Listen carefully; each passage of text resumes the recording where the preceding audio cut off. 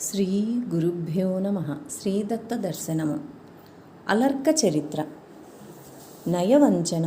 ఆ అలవాటు చొప్పున అతడొకనాడు యమునా తీరం వెంట ఋష్యాశ్రమాలను వెతుక్కుంటూ చాలా దూరం పోయాడు. కూడా కొద్దిమంది మిత్రులు మాత్రమే ఉన్నారు. అలా చాలా దూరం వెళ్ళాక వారికక్కడ ఒక విచిత్రమైన ఋష్యాశ్రమ ప్రాంతం కనిపించింది. ఎటు చూచిన పెద్ద పెద్ద ఫలవృక్షాలు, పుష్పవృక్షాలు క్రిక్కిరిసి ఉన్నాయి. చిత్రమేమిటంటే ఆ అడవి చెట్లు కూడా ఉద్యానవనాల్లో లాగా చక్కటి వరుసల్లో బారులు తీర్చి ఉన్నాయి. కొంచెం లోపలికి వెళితే అక్కడ కొన్ని వందల రకాల పూల తీగలు గుబుర్లు గుబుర్లుగా పెరిగి ఉన్నాయి. అక్కడ వివిధ రకాల రంగులతో పూలేగాక వివిధ పక్షుల, వివిధ జంతువుల ఆకారాలలో కూడా పూలు ఉన్నాయి. ఇవిగాక పువ్వులు, పూలల్లో గుత్తులు, పువ్వులే దళాలుగా ఉన్న పూలు, కొన్ని చోట్ల ఆకులు పూలు కలిసి గుత్తిగా కట్టినట్టున్న పూలు, ఇలా అనేక రకాల విడ్డూరాలు ఆ పూతోటలో ఉన్నాయి. ఈ ముని ఎవరో గాని పుష్పప్రియుడు. ఎంతటి రాజోద్యానాల్లోనూ కనీవిని ఎరుగని వింత పూతీగల్ని ఏ లోకం నుంచి తెచ్చాడో జాగ్రత్తగా పోషిస్తున్నాడు అనుకున్నాడు కువలయాసుడు. ఇంకొంచెం ముందుకు పోతే ఆ మహర్షి తపస్తరంగాలు ప్రసరించి పశుపక్ష్యాదులు సైతం ఎంతగా మారిపోయినాయో చూచి మరింత ఆశ్చర్యపోయింది మిత్రబృందం. చమరీ మృగాలు కసువులూడుస్తున్నాయి. కోతులు, కొండముచ్చులు కసువెత్తిపోస్తున్నాయి. పిల్లపక్షులు ఏదైనా గింజలు తిని పొట్టును కింద పడేస్తే చిలకలు, గోరువంకలు వచ్చి ఆ పొట్టు నేరిపారేస్తున్నాయి. కోకిలలు పాట పాడుతూ ఉంటే వడ్రంగి పిట్టలు తాళం వేస్తున్నాయి. నెమళ్ళు ఆటలాడుతుంటే హంసలు తలలూపుతున్నాయి. లేళ్లు కళ్ళు తిప్పుతుంటే పులులు నోళ్లు తెరుచుకొని చూస్తున్నాయి. ఈ రకంగా ఆ ఆశ్రమ పదంలో అడుగడుగునా వింతలే. ఆ వింతలన్నీ చూచి ఈ మహర్షి ఎంత తపస్సంపన్నుడో కదా అని మిత్రులంతా ఆయన దర్శనం కోసం ఆరాటపడసాగారు. ఆ వింతల్ని, ఆ సౌందర్యాలని ఇంకా ఇంకా చూస్తూ వారు మరింత ముందుకు సాగేసరికి ఒక చిన్న పర్ణశాల కనిపించింది. వీరిని దూరం నుంచే చూచిన మహర్షి ఆ పర్ణశాలలోంచి ఆదరంతోనూ చిరునవ్వుతోనూ వికసించిన ముఖంతో బయటకు వచ్చి తెలిసిన వాడిలాగానే రండి రండి స్వాగతం అన్నాడు. ఆయన ఆ మాట అంటుండగానే చెట్ల మీది పుష్పాలు కొన్ని గాలికి ఎగిరినట్టు ఎగిరి ఆ పర్ణశాల ద్వారానికి ముందర విలువంపుతో అక్షర పంక్తిగా వెలసినాయి. శ్రీ ఋతుధ్వజ యువరాజకుమారులకు సుస్వాగతం అని వివిధ వర్ణాల పూలతో ఆ అక్షర పంక్తి అచ్చంగా ఇంద్రధనుసులాగా ఉంది. వింతల్లోకెల్లా వింతైన ఆ వింతను చూచి పరమానందపడి కువలయాశ్వుడు ఆ మునికి వినయపూర్వకంగా నమస్కరించి కుశల ప్రశ్నలు వేయసాగాడు. భగవన్, తమ తపస్సులు నిర్విఘ్నంగా సాగుతున్నాయా? నాయనా, నీ వంటి మహావీరుడు 1000 కళ్లతో మమ్మల్ని కనిపెట్టి ఉండగా మాకేమి లోటు? అయ్యా, ఏదో మామూలు కుశల ప్రశ్న అడిగానంతే, కానీ తమకు విఘ్నం చేసి ఎవడు బ్రతికిపోగలడు? ఎంత వినయశీలివయ్యా! అయ్యా, మీ ఆశీస్సులు కదా మాకు కావలసినవి. వాటికేమి అవి కోకొల్లలు. మాకు మీరు, మీకు మేము పరస్పరం తోడ్పడుతూ ఉండడం కదా ధర్మం. దానికి సంశయమేముంది? యువరాజా, మీ వంశమే అలాంటిది. మీకే ఔదార్యం సహజ సిద్ధమనే ధైర్యంతోనే నిన్నొక్కటి అడగాలనుకుంటున్నాను. భగవన్, అడగడమేమిటి? ఆజ్ఞాపించండి. తమకు సౌకర్యాలను సమకూర్చమని కదా నాకు మహారాజుల ఆజ్ఞ. ఏమీ లేదు, నేనొక యాగం చెయ్యాలనుకుంటున్నాను. చాలా కాలం నుంచి. యాగం చిన్నదే కానీ దక్షిణ భాగంగా ధనం ఇవ్వాలి ఋత్విక్కులకి. అడవుల్లో ఉండే వాళ్లకు మాకు బంగారం ఎక్కడ దొరుకుతుంది? దీనికోసం అనవసరంగా తపోవ్యయం చెయ్యటం ఎందుకులే అని యాగమే మానుకున్నాను. ఇవాళ నువ్వు కనిపించేటప్పటికీ ఈశ్వర ప్రేరణపై అడగాలనిపించింది, అడిగాను. అయ్యా, దీనికెంత సందేహించాలా? మీరు యాగారంభం చెయ్యండి, దక్షిణల సంగతి మాకు వదిలేయండి. రాజా, అంత పని లేదు. నీ మెడలో ఉన్న ఆ రత్నహారం ఇస్తే మాకదే ఎక్కువ. కువలయాసుడి మెడలో ఉన్న రత్నహారం మదాలసి ఇచ్చింది. అందువల్ల దాన్ని అతి ప్రీతితో ధరిస్తూ ఉంటాడతను. అయినా ముని కార్యార్థం కనుక ఏమాత్రము జంకకుండా ఆ హారాన్ని తీసి ముని చేతుల్లో పెట్టి నమస్కరించాడతను. ముని ముఖం చాలా వికసించింది. దాన్ని మెళ్ళో వేసుకుని వర్ధస్వ శతం జీవ అని అధికోత్సాహంతో దీవించాడు. ఆ తర్వాత ఒక్క క్షణమాగి, నాయనా, మిత్రసహితంగా నువ్వు కాసేపు నా ఆశ్రమంలో విశ్రమించు. నేను వరుణ ధ్యానం చేయవలసిన సమయం మించిపోతోంది. ఇప్పుడే వచ్చేస్తాను, వెళ్ళబోకు అని చెప్పి చెబుతూనే మహర్షి లేచి యమునకేసి గబగబా నడిచాడు. ఆ ముని యమునలో మునిగి అంతర్ధానమై మరుక్షణంలో శత్రుజిత్ చక్రవర్తి అంతఃపురం ముంగిట వెలిశాడు. వచ్చిన మహర్షిని చూసి ద్వారపాలకులు సత్కరించి మహారాజు దగ్గరకు తీసుకెళ్లారు. మహర్షిని చూచి రాజు ససంభ్రముడై అర్ఘ్యపాద్యాదులను తెప్పించబోయాడు. ఏడుపు ఎగదోసుకొస్తున్న ముఖంతో మహర్షి, మహారాజా, ఆపస్సమయంలో ఈ మర్యాదలెందుకు? నేను పాపినయ్యా, నా కర్మం కాలింది, ఇలా అశుభవార్త మోసుకురావలసి వచ్చింది అన్నాడు. మహర్షి భోళా మనిషిలాగా ఉన్నాడు, బడబడా మాట్లాడుతున్నాడు. రాజుకు మహర్షి మాటలు విన్న కొద్దీ ఏమి దుర్వార్త చెబుతాడో అని భయం వేయసాగింది. నాకే నోరు రావటం లేదు, రాలేదని చెప్పటం మానితే కూడా అసత్య దోషం పట్టుకుంటుంది నాకు. రాజా, నీ భార్యని నీ కోడల్ని కూడా రప్పించు, అందరూ వినవలసిన వాళ్లే. మహర్షి మళ్ళీ ఏడ్చినంత పని చేశాడు. క్షణాల్లో మహారాణి కోడలు వచ్చారు. మహారాజు గాంభీర్యంతో భయాన్ని అణుచుకుని, మునీంద్ర, అసలు విషయం చెప్పండి అన్నాడు. అయ్యా, చెప్పేందుకేముంది, యమునా తీర వాసిని నేను. ఇవాళ మీ అబ్బాయి ఋషిసేవ కోసం మా ఆశ్రమానికి వచ్చాడు. ఆ ప్రాంతాలకు వచ్చేసరికి వాడెవడో పరమపాపాత్ముడు, తాళకేతువట, మహారాక్షసుడట, హఠాత్తుగా ఎదురువచ్చి పెను చీకటిని కల్పించి ఆ చీకట్లో, అయ్యో ఎలా చెప్పను మహారాజా, యువరాజును శూలంతో పొడిచి పారిపోయాడు. పోతూ పోతూ ఆ గుర్రాన్ని ఎత్తుకుపోయాడు. మాకు జరిగిందేమిటో తెలిసేసరికే కొంత సమయం పట్టింది. అప్పటికి చీకటి తొలగిపోయింది. కానీ అప్పటికే పరిస్థితి చెయ్యి దాటిపోయింది. కొన ప్రాణంతో ఉన్న యువరాజు దగ్గరకు పరిగెత్తుకెళ్ళాను నేను వెళ్ళేటప్పటికి ఆ మహావీరుడు, రాజా, ఏమి చెప్పను, మదాలస మదాలస అంటూ నేల మీద గిలగిలా కొట్టుకుంటున్నాడు. నన్ను చూడగానే అంత బాధలోనూ నమస్కరించాడయ్యా, నమస్కరించాడు. ఆ చివరి క్షణాల్లో ఈ హారం నా చేతుల్లో పెట్టి, ఇది మదాలసకివ్వండి అన్నాడు. రాజా, ఇదే ఆ తండ్రి చివరి మాట. కన్న తండ్రివి నువ్వు, రాజా, చంపిన తండ్రిని నేనయ్యాను. ఆ శవానికి అక్కడి శూద్ర తాపసులు సంస్కారం చేసేశారు. అమ్మా మదాలస, ఇదిగో నీ భర్త నీకు చూపిన ఆలంబనం, ఇదేనమ్మా, ఇదే. ఇక నేను మీ దుఃఖాన్ని చూడలేను అని దుఃఖవేగంతో భోరున ఏడుస్తూ ఆహారాన్ని నేల మీద పెట్టి వెళ్ళిపోయాడు ముని. మదాలస హారాన్ని తీసుకుంటుందనుకున్నారంతా. కానీ ఆవిడ కదల్లేదు. కొంతసేపు ఎవరి దుఃఖంలో వారుండి ఆవిడ సంగతి ఎవరూ పట్టించుకోలేదు. కానీ కొంతసేపు అయ్యాక అనుమానం వచ్చి కదిపి చూశారు. ఆవిడ మరణించి ఉంది. అందరూ గొల్లుమన్నారు. ఇక చెప్పేదేముంది, గోరు చుట్టు మీద రోకటి పోటన్నట్టుంది పరిస్థితి. రాజుకి రాణికి వార్ధక్యంలో తిప్పుకోలేని దెబ్బ వచ్చింది. కొడుకు శవమైనా దక్కలేదు రాజుకి. కోడలి శవానికి తానే సంస్కారం చేయవలసి వచ్చింది. ఆ దుఃఖం ఎలాంటిదో హృదయం ఉన్న వారెవరైనా ఊహించుకోగలరు. రాజ్యమంతా మహాదుఃఖంలో మునిగిపోయినట్టయింది. అక్కడ ఆ ముని యమునలోంచి పైకి లేచాడు. అంతలో ఆ మహర్షి ఆకారం ఒక ఘోర రాక్షసుడిగా మారిపోయింది. అయ్యో, వాడు తాళకేతువు. వాడు ఆకాశం వంక చూచి చేతులెత్తి వికటంగా అరిచాడు. అన్నా పాతాళకేతు, పగ తీర్చుకున్నానురా, నీ శత్రువుకి శాస్తి చేశాను. నిన్ను కాదని దాన్ని వాడెత్తుకుపోయాడు. దాన్ని చంపి వాడికి వెన్నుపోటు పొడిచాను. పిచ్చి వెధవ గడ్డాలు పూల మొక్కలు చూసి బుర్ర తిరిగిపోయి వచ్చి కాళ్ళు పట్టుకున్నాడు. ఈ తాళకేతు అంటే ఆ వెధవకి తెలియదు. వీడి పగ పాము పగ. ఒరే అన్నా, ఇవాళ్టితో నీ రుణం తీరిందిరా నాకు. వీడు కూడా పెళ్ళాం మీద దిగులుతో మెల్లిగా వాడే చేస్తాడు. నువ్విప్పుడు నిశ్చింతగా స్వర్గసుఖాలు అనుభవించు. ఈ విధంగా కొంతసేపు అరిచి మళ్ళా ముని రూపంలో ఆశ్రమ పదానికి వచ్చి కువలయాశ్వుడితో ఇష్టప్రసంగాలు చేసి మెల్లిగా సాగనంపి పంపేశాడు. వియోగం. కువలయాశ్వుడు పురప్రవేశం చేసేసరికి నగరమంతా శోకమయంగా ఉంది. జనమంతా తన్ను వింతగా చూస్తున్నారు, చూసి సంతోషిస్తున్నారు. కానీ అంతలో కళ్ళనీళ్లు పెట్టుకుని ఇళ్లలోకి వెళ్ళిపోతున్నారు. అతనికి ఏమీ అర్థం కాలేదు. మిత్రులకు కూడా ఏమీ తోచటం లేదు. అంతఃపురంలోనికి వెళ్ళాడు. ఎదురుగా తల్లి తండ్రి వచ్చారు. వాళ్ళు చాలాసేపు ఏడ్చి ఉండాలి. కళ్ళు ఉబ్బి ఉన్నాయి. ముఖం గాండ్రించి ఉంది. ముఖాలలో కళలేదు. కొడుకును చూడంగానే వాళ్ళేదో చచ్చినవాడు మళ్ళీ బతికినట్టు ఒళ్ళు నలిగేట్టు కౌగిలించుకున్నారు. తరువాత ముఖాలు వేసుకొని ఏడుపు నాపుకుంటూ ఏదో దీవించారు. తన అంతఃపురంలో తల్లి తండ్రి కనిపించారు. మదాలస జాడే లేదు. వీరి స్థితి అయినా సరిగా లేదు. మొత్తం మీద పరిస్థితి అంతా చిత్రంగా గందరగోళంగా ఉంది యువరాజుకి. ఏదో ఉపద్రవం జరిగి ఉంటుంది. ఎవరూ చెప్పరేమీ. అందరి ప్రవర్తన వింతగా ఉంది. అతడు తండ్రిని గుచ్చిగుచ్చి అడిగాడు. చివరికి మదాలస కనిపించదేమిటి, ఏం జరిగింది అని అడిగాడు. ఆ మాటతో కుండ పగిలినట్టు పగిలింది మహారాజు దుఃఖం. ఆ దుఃఖంలోనే జరిగిందంతా చెప్పాడు. భార్య మరణవార్త వినగానే స్పృహ తప్పి నేల మీద పడిపోయాడు యువరాజు. రాజవైద్యులు వచ్చి విశ్వ ప్రయత్నం చేసి అతనికి ఎలాగో స్పృహ తెప్పించగలిగారు. కానీ అతన్ని ఓదార్చగల వారెవరు? అతనికి లోకమంతా నిస్సారంగానూ దుఃఖమయంగానూ కనిపించింది. ఆ భార్యను తలుచుకొన్న కొద్దీ అతనికి దుఃఖం పొంగెత్తుకొచ్చింది. ఆమె నేను మరణించానని వినగానే ప్రాణాలు వదిలేసింది. నేనేమో ఆమె మరణించిందని నిశ్చయంగా తెలిసి కూడా బ్రతికే ఉన్నాను. చీచీ, అనురాగంలో ఆమెకు నాకు ఎంత భేదం అని అతను కుమిలిపోసాగాడు. ఆ దుఃఖంలో పడి తను ఏం చెయ్యాలో తోచేది కాదతనికి. ఏడుద్దామన్నా వీలు లేని రాజు జన్మ నాది.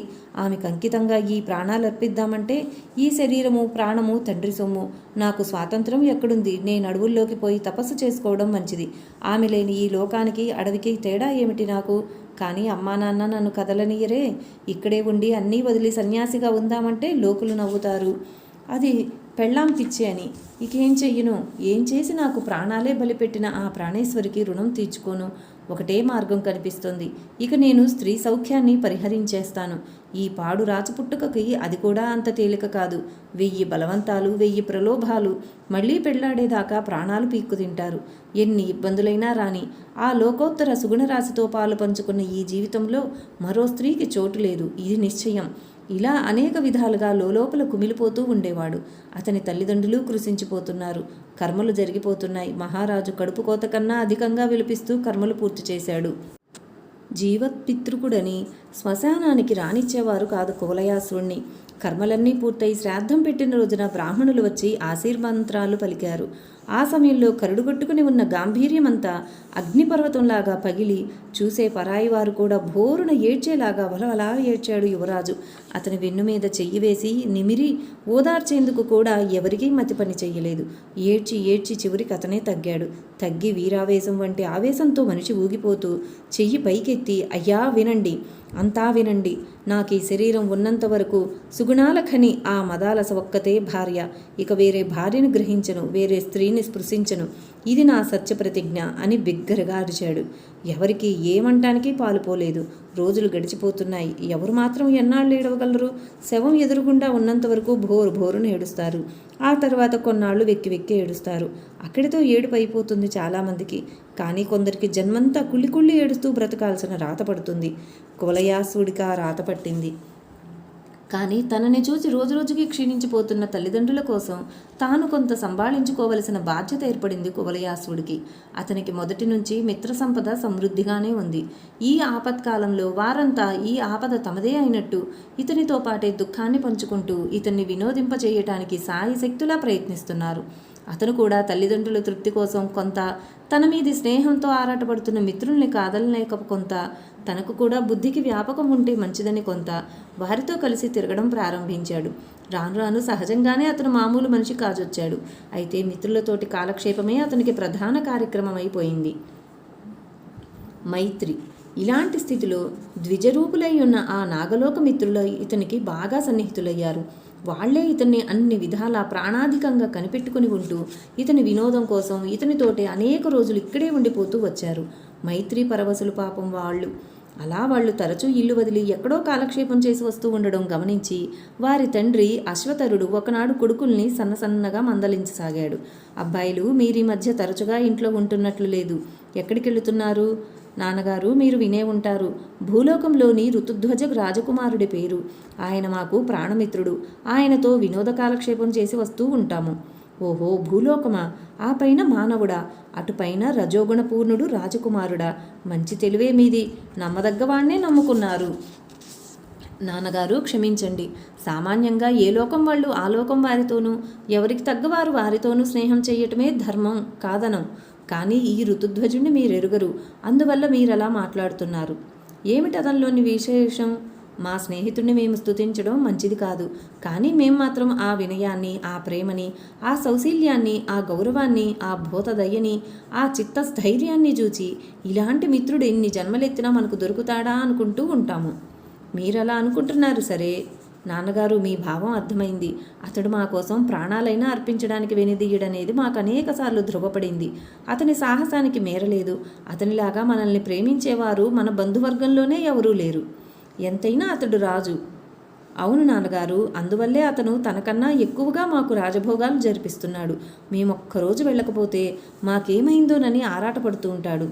పరస్పర ప్రీతి ఉన్నదంటారు, అంతేనా? అందువల్లే మేము, అది కూడా మా స్వగృహమే అన్నంత స్వాతంత్రంతో అక్కడ హాయిగా మెలుగుతున్నాము. సరే, మీరింతకు చేసే వినోద కాలక్షేపాలేమిటి? వారంలో 3 రోజులు శాస్త్ర ప్రసంగాలు చేస్తుంటాము. ఒకరోజు కావ్య వినోదం, ఒకరోజు లలిత కళా ప్రసంగాలు, 2 రోజులు మున్యాశ్రమ దర్శనం, పుణ్యక్షేత్ర దర్శనం. ఎప్పుడైనా ఒకప్పుడు అతను వేటకు వెడితే మేము అతన్ని అనుసరిస్తాం. ఇది సామాన్యంగా మా వినోద పద్ధతి. భేష్ అబ్బాయిలు, ఇప్పటికి నాకు తృప్తి అయింది. అతని గురించి నేను విన్నాను. అతిశయోక్తులేమో అనుకున్నాను. ఇప్పుడు మీరు చెప్పారు గనక కాదని తెలిసింది. అటువంటి సుపుత్రుణ్ణి కన్న తండ్రి ధన్యుడు. మీరు సత్సంగమే చేస్తున్నారు, బాగానే ఉంది. అతను మీకు రాజభోగాలు అమరుస్తున్నాడు కదా, మరి మీరు ప్రత్యుపకారం ఏం చేస్తున్నారు? అతనికి మనం చేయగలిగిన ప్రత్యుపకారం ఏమీ లేదు. అదేం మాట? సత్పురుషుల లక్షణాల్లో కృతజ్ఞత అతి ప్రధానమైంది. అల్పమైన ఉపకారానికి కూడా ఘనంగా ప్రత్యుపకారం చేయటం ఘనమైన వారి సహజగుణం గదా. అందులోనూ స్నేహం అంటే ఏమిటి? ఇయ్యాలి, పుచ్చుకోవాలి, రెండూ ఉండాలి. సుఖాలే కాక బాధలు కూడా పంచుకోవాలి. పరస్పర రహస్యాలు బాగా దాచాలి. అపార్థాలు చేసుకోరాదు. పరస్పర హితం చెప్పుకోవాలి. ఇలా ఉండాలి మైత్రి. అంతేగాని రామ్మాగా ఉండకూడదు, పోమ్మా కూడా ఉండాలి. నాన్నగారు, నిజమే మీరు చెప్పింది. కానీ అతనికి కానుకగా ఇయ్యదగ్గ వస్తువు మన నాగలోకంలోనే లేదు. అతని వైభవం అంతటిది. అతనికి మనలాంటి వాళ్ళు చేయగలిగింది లేదు. అబ్బాయిలు, మరి ఇంత వినోదంగా కాలక్షేపం చేస్తున్నారు కదా, మీ ముఖాల్లో ఉత్సాహం కనిపించదే? అతని వైభవాన్ని ఉగ్గడిస్తున్నప్పుడు కూడా నీరసంగానే ఉంది మీ మాట.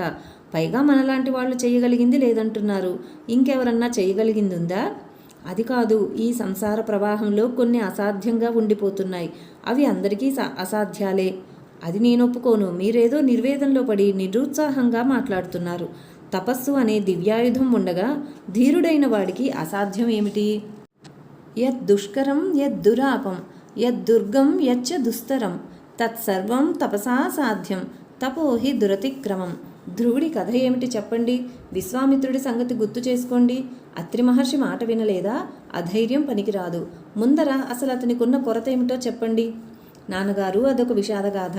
అతడు తన అపూర్వ సాహసానికి, ధైర్యానికి, పరాక్రమానికి, మహర్షి జన సేవకి ఫలంగా మదాలస అనే గంధర్వ రాజపుత్రిని భార్యగా పొందాడు.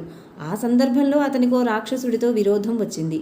ఆ మాయలాడి రాక్షసుడు ఒకనాడు ఇతను ఇంట్లో లేనప్పుడు మునివేషంలో వచ్చి ఋతుధ్వజుడు చచ్చిపోయాడని నమ్మపలికాడు. ఆ మాట వింటూనే ఆ పతివ్రతామ తల్లి ప్రాణాలు వదిలేసింది. తర్వాత ఇతను ఇంటికొచ్చేసరికి అంతా అయిపోయింది. తన మరణ వార్త విని భార్య ప్రాణాలు విడిచేసింది. తను మాత్రం ముసలివగ్గులు తల్లిదండ్రుల ప్రాణాలను కాపాడడం కోసం తన ప్రాణాలను నిలుపుకోవలసి వచ్చింది. నాన్నగారు, ఆ బాధ మనం ఊహించలేము. ఎందుకంటే ఆ ప్రేమ ఔన్నత్యం మనం ఎరగం కదా. ఆ బాధలో అతను పునర్వివాహం చేసుకోనని ప్రతిజ్ఞ చేశాడు. ఇక ఆ కుటుంబం పరిస్థితి ఏమని చెబుతాము? ఇటు పితృభక్తికి, అటు హృదయానురాగానికి మధ్య నలిగిపోతున్న పుత్రుడు. ఇటు ఏకైక పుత్రుడు అనపత్యుడై కూడా తీవ్ర ప్రతిజ్ఞ చేస్తే చూస్తూ ఊరుకోలేక, అతన్ని గాయపరచలేక, భవిష్యత్తు సర్వము అంధకారంగా ఉన్న వృద్ధ మాతాపితలు ఉన్న రాజు కాటికాళ్లు చాచి ఉండగా తమను రామచంద్రుడి కన్నా అధికంగా సుఖింపజేస్తాడనుకున్న యువరాజు బ్రతుకు ఇలా మొండిపడిపోగా దిక్కుదోచక అలమటించే ప్రజలు. ఇది అక్కడి పరిస్థితి. ఇదిగాక రాజబంధువుల్లో ఉత్తరాధికారం కోసం కలకలం బయలుదేరుతోంది. సామంతరాజుల్లో కుతంత్రాల ఆలోచనలు మొదలవుతున్నాయి. ఇక రాజ్యస్థితి ఏమవుతుందోనని బిక్కుబిక్కుమంటున్నారు ప్రజలు. నాన్నగారు, ఇది అతని లోటు. ఎవరు తీరుస్తారు చెప్పండి? ఎవరు తీర్చగలరు? అతనితో పాటే కుమరడం ఒక్కటే మనం చేయగలిగింది. అంతే మనకు చేతనైంది. సోదరుల కళ్ళల్లో నీరు తిరిగింది. అబ్బాయిలు, ఏమిటిది? అన్ని కొరతలు తీరుతాయి ఈశ్వరానుగ్రహం ఉంటే. ముందు వివరంగా జరిగిందంతా చెప్పండి. తండ్రి సన్నగా మందలించాడు. సోదరులు తేరుకొని జరిగిందంతా బహువివరంగా చెప్పారు. తమ తండ్రి తపస్సంపన్నుడని, తలుచుకుంటే ఏదైనా సాధించగలడని వారికి విశ్వాసం ఉంది. ఎంత విశ్వాసం ఉన్నా పోయిన మనిషి మళ్ళీ వస్తుందా? ఆ ఆశ లేదు. అయినా కథంతా చెప్పారు తండ్రికి. చివరికి వారు ఇలా అన్నారు. నాన్నగారు, అతనికిప్పుడు మా పోటీ మిత్రులతో వినోదమే జీవితంలో ఏకైక వినోదం అయ్యింది. అతనికి ఒక పరిష్కారం దొరికేటట్టు చెయ్యగలిగితే మనకు అంతకంటే పుణ్యతర కార్యం ఉండదు. మీరు పట్టుబడితే కానీ పని ఉండదు. ఇక మీ చిత్తం మా భాగ్యం. తపశ్శక్తి. అశ్వతరుడు కుమారులు చెప్పిందంతా విని చాలా ఆలోచించాడు. ఎన్ని విధాలా ఆలోచించినా తను ఈ పరోపకారార్థమై తపశ్రమని స్వీకరించడమే మేలనిపిస్తోంది. ఆ కువలయాశ్వుడు ఉత్తముడు అనడంలో సందేహం లేదు. అతని ప్రతిజ్ఞే చెబుతోంది అతని ఉత్తమత్వాన్ని. ఆ పైన అంతటి దుఃఖంలోనూ అతను వినోద సాధనాలుగా తీసుకున్న విషయాలు అతని అంతఃసారాన్ని వేనోళ్ల కీర్తిస్తున్నాయి. ఇక ఇతని పితృభక్తి స్పష్టంగా తెలుస్తూనే ఉంది. అలాంటి ఉత్తమునికి ఉపకారం చేసి తీరవలసిందే. ఇక తన పుత్రులు అతని వల్ల అనేక సత్కారాలు పొంది ఉన్నట్టు ఇప్పుడు తెలుస్తోంది కదా. వీళ్ళు పసివాళ్ళు, ప్రత్యుపకృతి లేకుండా మైత్రి చేస్తున్నారు కనుక వారి తరపున ఈ మైత్రీ కృత్యాన్ని నిర్వహించడం తన కర్తవ్యం. అదీగాక ఇప్పుడు అతనికి చేసిన ఉపకారం ప్రాణదానం కన్నా అధికతరం అవుతుంది. అతని భార్యనే అతనికి తెచ్చియ్యగలిగితే అతను తన ఇంటి అల్లుడవుతాడు. అంతకన్నా భాగ్యమేమిటి? అన్నిటినీ మించి తాను దాదాపు ఇలాంటి పని మీదే తపస్సుకు వెళ్ళవలసిన ఆవశ్యకత ఉంది. ఇప్పుడు ఇది కూడా కలిసి వస్తుంది. ఇంకా అనేక రకాలుగా ఆలోచించి అశ్వతరుడు పుత్రులకు బాధ్యతలు అప్పగించి తాను హిమాద్రికి వెళ్ళాడు.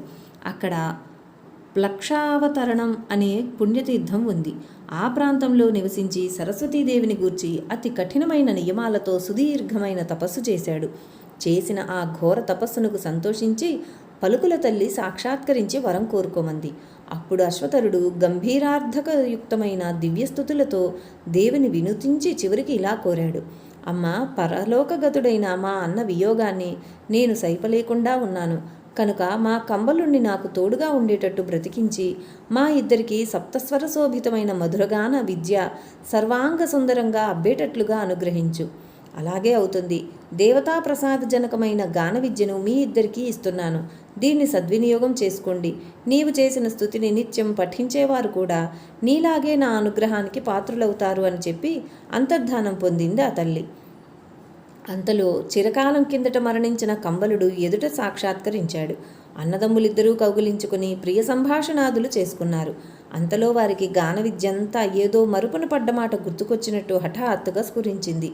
వారిద్దరూ కలిసి సరస్వతీదేవిని గాన ఫణితులతో అనేక విధాలుగా స్తుతించారు. తరువాత అశ్వతరుడు అన్నతో ఋతుధ్వజుడి కథంతా చెప్పి, అన్న, ఇద్దరినీ బ్రతికించమని అడగటానికి మనసొప్పక నిన్నొక్కడిని బ్రతికించమని ఆ తల్లిని కోరాను. ఆ తల్లి దయ వల్ల మనకు సంగీత విద్య లభించింది కనుక ఈ సంగీత విద్యతో నాదోపాసనాలోలుడైన పరమేశ్వరుణ్ణి నటరాజమూర్తిని సేవించి ఇష్టార్థ సిద్ధిని పొందవలసి ఉంటుంది అన్నాడు. అన్నదమ్ములిద్దరూ సరే అంటే సరే అనుకుని సరాసరి కైలాసానికి వెళ్ళి అక్కడ నటరాజస్వామి సన్నిధానంలో షట్కాలాల్లోనూ నభూతో న భవిష్యతి అన్నట్టుగా గానం చేయసాగారు. మరి చదువుల తల్లి అనుగ్రహం అంటే సామాన్యమా? వారి శ్రద్ధకి గాన కౌశలానికి ద్రవించిపోయిన పరమేశ్వరుడు ఒకనాడు వరం కోరుకోమన్నాడు. అది విని సదాశివ, ఋతుధ్వజ ధర్మపత్ని మదాలస మరణించింది. ఆమె తన పూర్వ శరీరంతోనూ పూర్వ వయస్సుతోనూ పూర్వ బుద్ధివృత్తితోనూ జాతి స్మృతితోనూ నాకు కుమార్తెగా పుట్టాలి. ఇదివరకే ఆమె యోగిని, ఇప్పుడు ఆమె యోగమాత కూడా కావాలి అన్నాడు అశ్వతరుడు. ఆ వరం విని పరమేశ్వరుడు పరమానందపడి, బళిరా, ఐహిక వాంఛతోనే మోక్షాన్ని కూడా పట్టి గుంజేశావు. చదువుల తల్లి దయ ఉండబట్టే నీకు ఇలాంటి బుద్ధి కౌశలం లభించింది. నువ్వు కోరుకున్నట్టే జరుగుతుంది. బ్రహ్మ విద్యాపరాయణ అయిన ఆ కన్య జననం వల్ల నీ వంశం ఇటేడు తరాలు అటేడు తరాలు అనాయాసంగా తరిస్తుంది. నీవింటికి వెళ్ళి పితృశ్రాద్ధం చెయ్యి. ఆ శ్రాద్ధంలో మధ్యమ పిండాన్ని ఈ కోరికను స్మరించుకుంటూ నువ్వే తినేసేయి.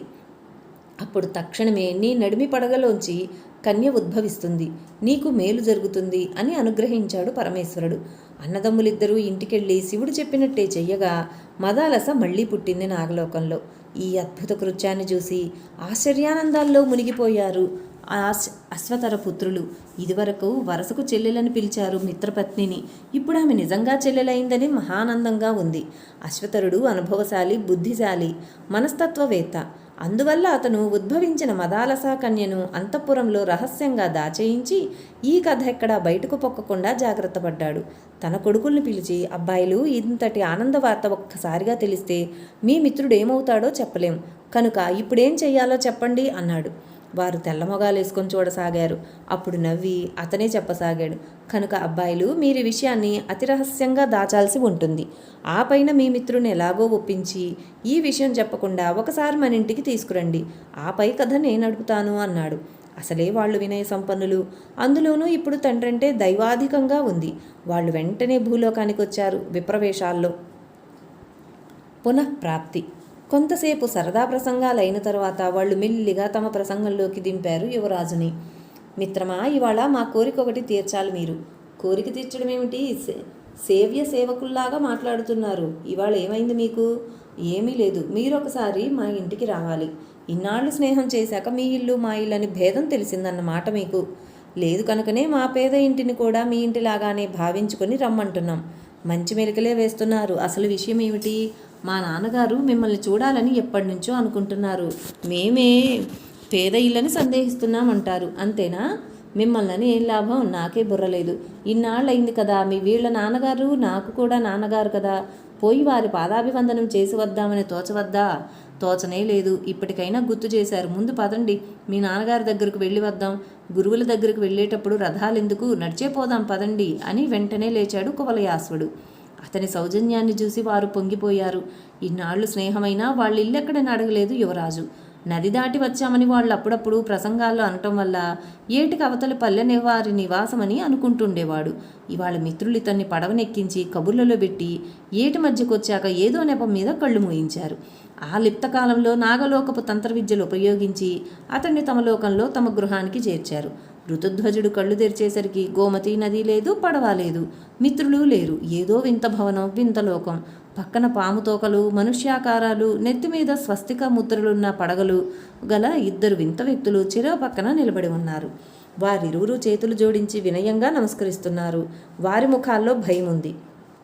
మిత్రమా, క్షమించు. ఇది నాగలోకం. ఇది మా అసలు రూపం. మేము నాగరాజైన అశ్వతరుని పుత్రులం. నీ మీది ప్రీతి వల్ల నీతో స్నేహం చేయాలనే ఉబలాటంతో బ్రాహ్మణాకారంతో నీ దగ్గరకు వచ్చి నీతో వినోదించేవాళ్ళం. మా తండ్రిగారు నిన్ను చూద్దామనుకోవటం వల్ల ఇవాళ నిన్నిక్కడికి తెచ్చామన్నారో వ్యక్తులు. ఆ గొంతులు అచ్చంగా మిత్రుల గొంతుకలే. కువలయాశ్వుడు ఒక క్షణం వింతగా చూచి అంతలో పక్కున నవ్వి వారి చేతులు పట్టుకుని దగ్గరికి తీసుకుంటూ, బ్రాహ్మణుల్ని క్షమించే శక్తి మాకెక్కడుందయ్యా, రండి ముందు తండ్రిగారి దగ్గరికి వెళ్దాం అన్నాడు. ఎంత మంచితనం ఉన్నా తమను ఇంత మన్నిస్తాడని వాళ్ళు అనుకోలేదు. ఈ సౌజన్యమూర్తి స్నేహశీలిత్వానికి వారి హృదయాలు ద్రవించిపోయినాయి. వారతని ముంజేతిని ప్రేమపూర్వకంగా ముద్దు పెట్టుకుని సాదరంగా లోపలికి తీసుకుపోయారు. ఆ లోకపు వింతలు, అక్కడ స్త్రీ పురుషుల ఆకార విశేషాలు, అక్కడ సంగీతాలాపాల సారస్యాలు గమనించుకుంటూ అనేక కక్షలు దాటి రాజభవనంలోకి చేరాడు కువలయాశ్వుడు. అక్కడ ఒక రత్నసింహాసనం మీద ఒక వృద్ధమూర్తి ఠీవిగా కూర్చొని ఉన్నాడు. రత్నకాంతి మాలికల చేత ఆ సింహాసనమే ఒక అగ్నిజ్వాలలాగా ఉంది. అగ్నిగుండంలో అవతరించిన అగ్నిపురుషుడిలాగా ఆ వృద్ధుడు తేజస్సుతో జ్వలించిపోతున్నాడు. ఆయనకి ఇరుప్రక్కల ఇద్దరు దివ్యాంగనలు చామరాలు వీస్తున్నారు. ఇటు తపస్విత్వం, అటు రాచరికం రెండూ సమపాళల్లో ఉన్నాయి అనుకున్నాడు ఋతుధ్వజుడు ఆయన్ను చూసి. ఆయనే మా నాన్నగారన్నారు మిత్రులు. ఇతనే మా మిత్రుడని సంజ్ఞ చేశారు తండ్రికి. తటాలున సాష్టాంగవందనం చేశాడు కువలయాశ్వుడు. ఆ వృద్ధుడు సింహాసనం దిగివచ్చి అతన్ని లేవనెత్తి కౌగిటి గుచ్చి సుపుత్ర ప్రాప్తిరస్తూ అన్నాడు. కొంచెం ఉలిక్కిపడ్డాడు కువలయాశ్వుడు. కానీ అంతలోనే సంభాళించుకున్నాడు. అశ్వతరుడు ఇతన్ని చూచి పరమానందపడ్డాడు. లోకులు చెప్పుకునేవి అత్యక్తులని, కొడుకులు చెప్పినవి స్వభావోక్తులని అనుకున్నాడు మునుపు. ఇప్పుడు అతన్ని స్వయంగా చూసి ఆ రెండు అల్పోక్తులని తెలుసుకున్నాడు. తన ప్రీతిని అనేక విధాలైన ప్రియోక్తులతోనూ సరసోక్తులతోనూ వ్యక్తం చేశాడు. కొంతసేపైన తర్వాత కొడుకుల్ని చూసి, ఏమిరా ఇంత సన్నిహితుణ్ణి సంపాదించారు, ఇంటికి కూడా తెచ్చారు, ఏమి సత్కారాలు చేస్తారో చూస్తానిక అన్నాడు నవ్వుతూ. సత్కారాలు పొందడం మా వంతు అన్నారు పుత్రులు తండ్రితో నవ్వు కలుపుతూ.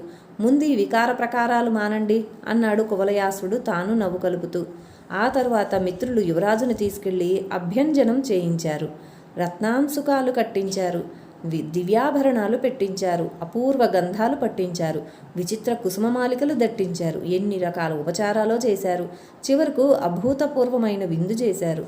భోజనాలైనాక తాంబూల సేవనం చేస్తూ మళ్లీ సరసోక్తులు ప్రారంభించాడు అశ్వతరుడు. అతడు మంచి హాస్యప్రియుడు. మాట మాటలోనూ చలోక్తుల్ని రాబట్టగల నేర్పు అతనికుంది. ఆ మాట ఈ మాట అయినాక కువలయాశ్వుడిని దగ్గరగా తీసుకుని, బాబూ రాక రాక మా ఇంటికి వచ్చావు, నీకేదో సత్కారం చెయ్యందే మాకు తృప్తి లేదు.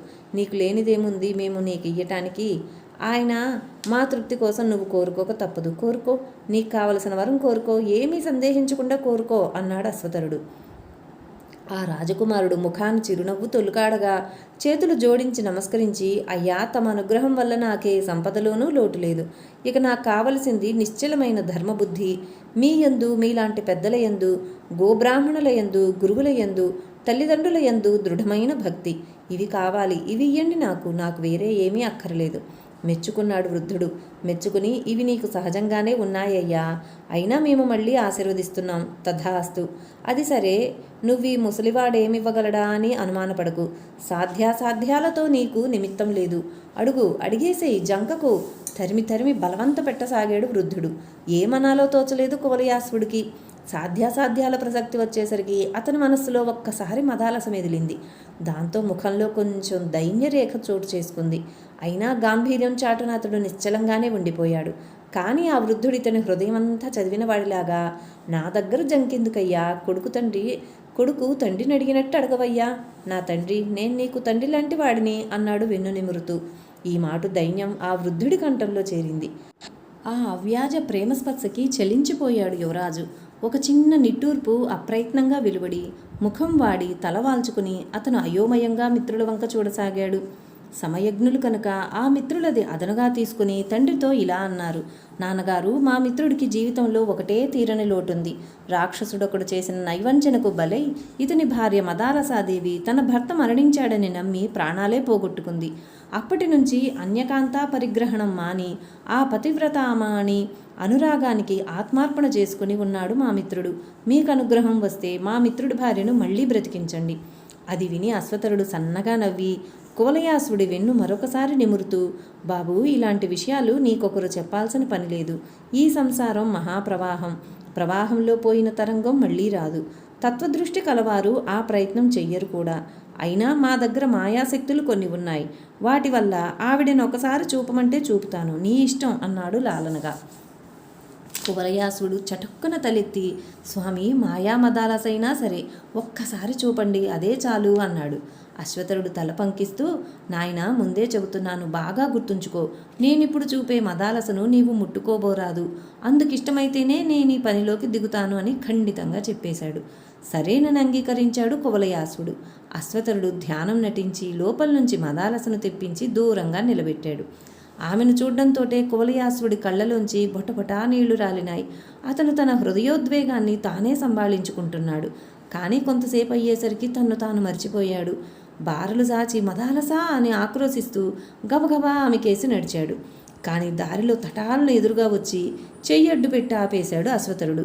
నాయనా, ముందే చెప్పాను, మర్చిపోతున్నావు. అతని మాట కరుకుగానే ఉంది. రాజకుమారుడికి కళ్ళు తిరిగినట్లయి నేలకు తూలాడు. అంతలో ఒళ్ళు తెలిసింది, సిగ్గుపడ్డాడు. ఇంత బేలతనం కమ్మేసిందేమిటనుకున్నాడు. ఎలాగో ప్రయత్నించి ఓ చిరునవ్వు తునకను తెచ్చి ముఖానికి అతికించుకున్నాడు. 2 అడుగులు వెనక్కి వేసి, మీ మాయ అమోఘం, సత్యమేనని భ్రమించాను అన్నాడు. భ్రమింపజేసేదే బాబు మాయంటే. అశ్వతరుడి మాటల్లో మళ్లీ మృదుత్వం వచ్చింది. తెలిసి మోహంలో పడటమే కదా అనాది మాయా లక్షణం. మళ్ళీ అతనే అన్నాడు. కువలయాసుడికి మాటలు అట్టే పట్టడం లేదు. అతని చూపంతా మదాలస మీదే ఉంది. అది చూచి అశ్వతరుడు, నాయనా, నీ అనురాగోద్వేగాన్ని చూడలేకుండా ఉన్నాను. సరే, ఆ మాయామూర్తిని మృదువుగా స్పృశించు. కదిల్చావంటే మాత్రం కరిగిపోతుంది, జాగ్రత్త అన్నాడు.